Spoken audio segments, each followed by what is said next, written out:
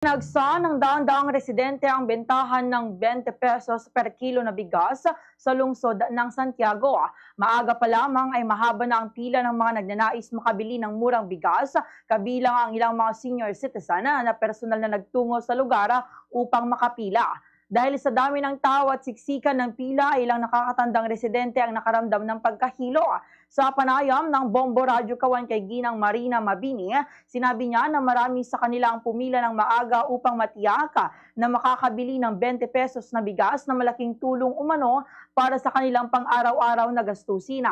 Hindi naman lahat ng nakapila ay nakabili ng bigas matapos ipatupad ang mga tagapangasiwa ang sistema ng paglilista ng pangalan upang mapanatili ang kaayusan sa distribusyon.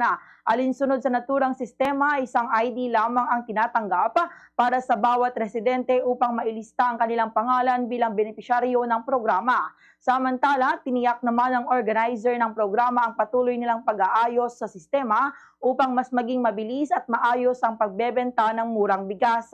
Nila ipinatupad ang paglilista ng mga benepisyaryo upang matiyaka na mabibigyan ng pagkakataon ng mas maraming residente na makabili ng murang bigas at maiwasang madoble ang pagbenta sa kanila.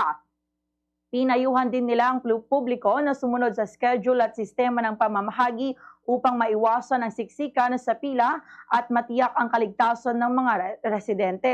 Samantala, umaasa naman ang mga residente na mas magiging maayos at organisado ang mga susunod na araw ng bentahan.